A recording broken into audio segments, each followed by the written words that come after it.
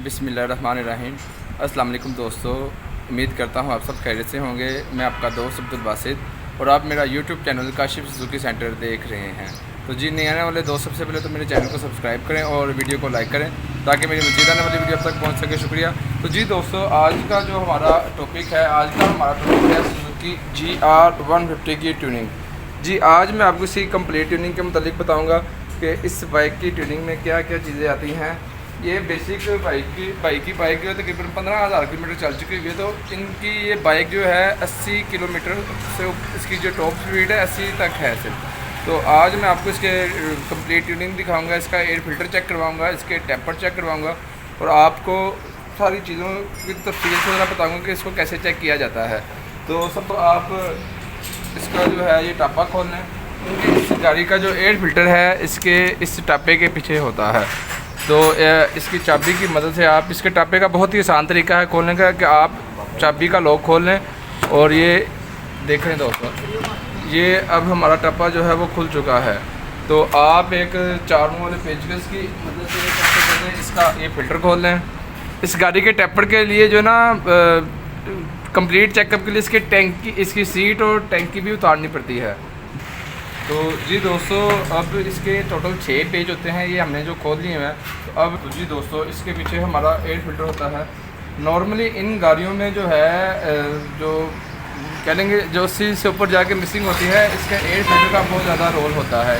ये इनका air filter है। इस फिल्टर को आपने जब भी है, इस फोम वाले फ़िल्टर को आपने पेट्रोल से वॉश नहीं करना है, इसको आपने सर्फ और पानी से वॉश करना है। और इस वाले फ़िल्टर की कंडीशन अब इनकी काफ़ी बेहतर है। तो इसको अगर आपके पास एयर हो तो एयर मार दें, नहीं तो आप 10 से 12,000 किलोमीटर के बाद ये फ़िल्टर वैसे ही चेंज कर लें। दोस्तों, इसकी ये दूसरी साइड का भी टापा मुझे इसलिए खोलना पड़ रहा है कि इसके सीट के पेज जो होते हैं इसके टापों के पीछे होते हैं। तो नॉर्मली यहाँ पे वैसे 4 वाला पेज लगा होता है, लेकिन यहाँ पे 10 की टी का पेज है। आप इस पेज को खोल लें। टापा इसका निकालने का बेहतरीन आसान सा तरीका ये होता है कि इसके टापे को आप एक साइड से निकालेंगे।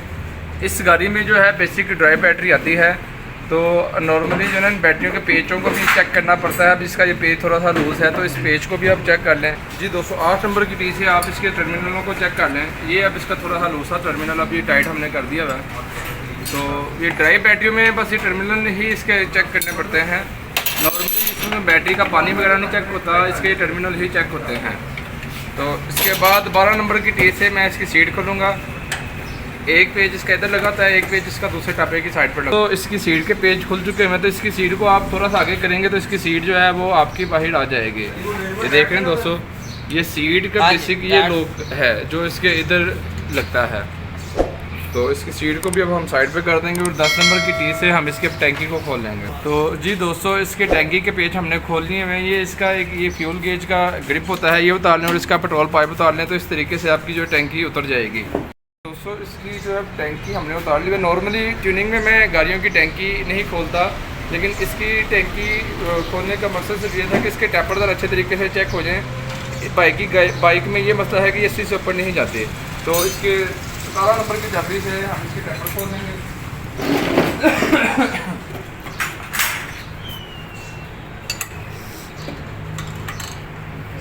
नॉर्मली इन गाड़ियों की ट्यूनिंग आपको मैं बार बार बता रहा हूँ कि ये जो इनके इजीली खुल जाते हैं, लेकिन इसका ये वाला टेपर है, इसके लिए टैंकी टापे इसके उतारने पड़ते हैं। एक और GR150 में एक जो बहुत ज़्यादा एक कॉमन मसला है, वो क्या मसला है, इधर आता है। कल मेरे पास एक बाइक नई बाइक आई हुई थी, वो सिर्फ 2500 किलोमीटर चली हुई थी। तो उसका क्या, ये यूरो 2 का ये पाइप जो है ना ये टूट जाता है इनका, यहाँ से ये पाइप इधर से इस जगह से टूट जाता है। तो इससे प्रॉब्लम ये करती है कि बाइक आपकी जो है थोड़ा सा कह लेंगे 60 से ऊपर जाके गाड़ी मिसिंग करना शुरू कर देती है, हल्के से कह लेंगे बैकफायर करती है। तो वो सिर्फ आप इसके यूरो 2 का पाइप चेंज करें तो आपकी बाइक जो है वो ठीक हो जाएगी। तो जी दोस्तों, अब इस बाइक का जो है प्लग मैंने खोल लिया हुआ है। तो ये प्लग के हिसाब से जो है ना हमें पेट्रोल एवरेज का अंदाज़ा आता है। तो ये बाइक इस वक्त तकरीबन 35 से 40 के बीच में इसकी एवरेज है, जिससे कंडीशन में इसका प्लग है। बाकी जो बाइक में मिसिंग होती है वो इसके पेट्रोल की सेटिंग की वजह से भी होती है, इसके यूरो 2 के पाइप की वजह से भी होती है, इसके एयर फिल्टर की वजह से भी होती है। बेसिक ये कंप्लीट ट्यूनिंग मैं आपको इसलिए करके दिखा रहा हूँ कि आपको एक एक चीज़ का पता चल सके। जी दोस्तों, अब इस बाइक के जो है टेपर्ड खुल चुके हैं। तो इसके अब टैपर थोड़े से भी गर्म है, तो इन टैपरों को हम ठंडा होने देंगे और बाकी जो टाइम में हम इसकी ऑयलिंग कर लेंगे। और आज मैं आपको इसकी चैन के एडजस्ट करने का भी तरीका बताऊंगा कि GR के चैन को कैसे एडजस्ट किया जाता है। जी दोस्तों, ऑयलिंग के लिए मैं हमेशा जो है WD-40 ही रेफ़र करता हूँ कि ये बड़ी ही अच्छी चीज़ है। आप अपनी केबलों को ऑयलिंग के लिए WD-40 का इस्तेमाल करें। बल्कि आप अगर घर पे भी अगर आप अपनी बाइक को ऑयलिंग करना चाहते हैं तो एक छोटी बोतल इसकी 300-350 रुपये की मिल जाती है। तो बोतल आप अपने पास घर पे रख लें और एक हफ्ते के बाद आप इसमें WD-40 अप्लाई करें। इससे इंशाल्लाह इसकी केबलें जो है वो जल्दी नहीं टूटती। उसके बाद आप इसकी क्लच साइड को भी ऑयलिंग कर लें। इसमें टोटल 3 केबलें होती हैं जिनको ऑयलिंग करनी पड़ती है। एक इसकी रेस की केबल होती है, एक क्लच की केबल होती है और एक चौक की केबल होती है।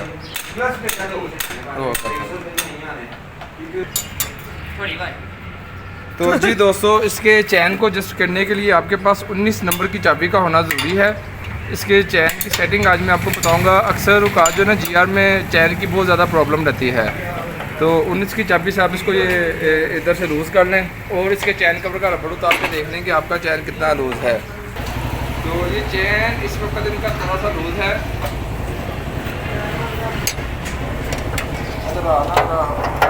तो बेसिक जो है चैन के ऊपर अब्दुल्ला तो उधर हो थोड़ा जा, इनका चैन जो है ना इस वक्त बिल्कुल थोड़ा सा लूज़ था। इस चैन के ऊपर जो है ना इधर ये एडजस्ट होते हैं, ये पॉइंट होते हैं 1 2 3 4 के ऊपर आपके इधर से पॉइंट नज़र आ रहे हैं। तो इसी तरह से आपने इसकी साइड भी चेक कर लेने, इधर आ रहा। तो जी दोस्तों, इसी तरह हमारे इधर भी ये 4 पॉइंट हैं।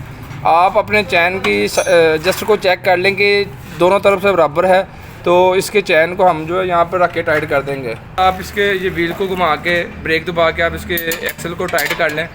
इसकी चैन की सेटिंग आपकी तकरीबन हो जाएगी। तो इसके बाद दोस्तों, ये इसको टाइट करने के बाद इस गाड़ी के टैपर जो है ठंडे हो चुके हैं। तो मैं आपको इसके टैपर एक बार एडजस्ट करके दिखाता हूँ कि इसके टैपर कैसे एडजस्ट होते हैं। इसके टैपर भी तकरीबन GS 150 की तरह ही इसके टैपर होते हैं कि उस हिसाब से इसके टैपर एडजस्ट करने पड़ते हैं। अब इस बाइक का एक टैपर जो है वो थोड़ा सा लूज़ है और 0.08 इसका एक टैपर का साइज़ है और 0.013 इसके एग्जास्ट इनटेक के इसका है जी 0.08 और एग्जास्ट का है जी 0.013। इनके टैपर की सेटिंग जो है GS 150 की तरह ही होती है, लेकिन इस बाइक के भी टैपर अगर थोड़े से लूज़ या टाइट हों तो ये गाड़ी भी चलने में मसला करती है। अब इस बाइक का जो मसला है था कि इनका जो है गाड़ी जो है ज़्यादा दौड़ नहीं रही थी, 80 से ऊपर नहीं जा रही थी। इनका जो ना एक साइड का टैपर काफ़ी टाइट है। तो जी दोस्तों, इस बाइक का पिस्टन टॉप पर लाने के 2 तरीक़ेकार होते हैं। एक तरीक़ाकार जैसा कि मैंने आपको अपनी हर ट्यूनिंग में बताता हूँ कि इसके ये पेचकस की मदद से हम पिस्टन का टॉप चेक कर लेते हैं। और एक इसका तरीक़ाकार होता है इसका ये एलकी का पेज खोलें और ये पेज खोलें और इसकी टाइमिंग तब भी टॉप पर आ जाती है। पिस्टन इसका जो है टॉप पर आता है और उसके टैपर जो है वाल इसके रिलीज़ हो जाते हैं। लेकिन मैं आज आपको इसका पिस्टन एक पेचकस की मदद से टॉप पर लाने का तरीका बताऊंगा कि इसका पिस्टन पेचकस की मदद से कैसे टॉप पर आता है।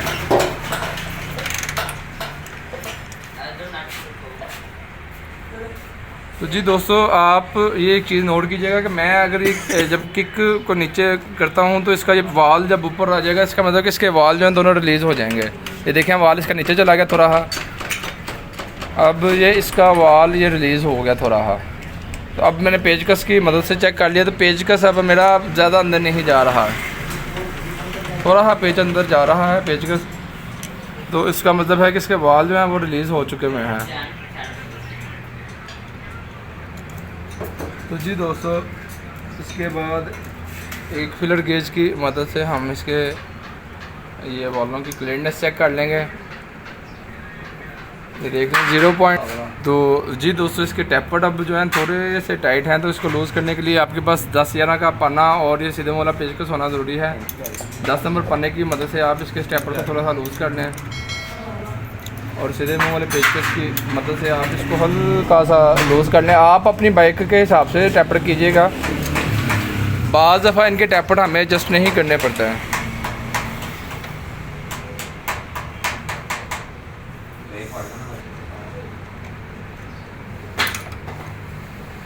तो जी दोस्तों, अब इस बाइक के जो है टैपर मैंने एडजस्ट कर दिए मैं। जैसा कि आपको मैंने बताया था कि इसका 0.08 है और 0.013 इस गेज का साइज़ है। अब इसके टैपर हो चुके हैं, तो अब इन टैपरों को मैं बंद करके प्लग लगा के इस गाड़ी का पहले साउंड चेक करूँगा और उसके बाद मैं इसके टैंकी टैप पे लगा दूँगा। प्लग 6 मिनट की सारी वीडियो हाँ।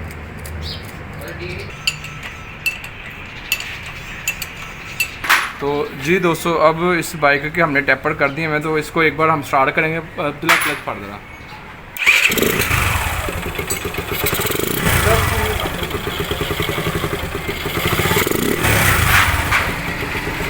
ये हमने चेक करना है कि इसके टैपर ज़्यादा लूज हो नहीं है। अब इसके एयर फिल्टर को मैं हवा मार के एयर फिल्टर को लगाऊंगा और इसके टैंकी टैपों को लगाऊंगा, बाद फिर हम आपको मिलते हैं। तो जी दोस्तों, आज जैसा कि आपको मैंने GR150 की ट्यूनिंग के मतलब बताया है कि इसकी ट्यूनिंग कैसे की जाती है, तो उम्मीद करता हूँ कि वीडियो आपको अच्छी लगी होगी। तो वीडियो को लाइक कीजिएगा, चैनल को सब्सक्राइब कीजिएगा और बेल के बटन को भी दबाइएगा ताकि मेरी मज़ीद आने वाली वीडियो आप तक पहुँच सके। भाई को दुआ में याद रखिएगा। अल्लाह हाफिज़, फ़ी अमान अल्लाह।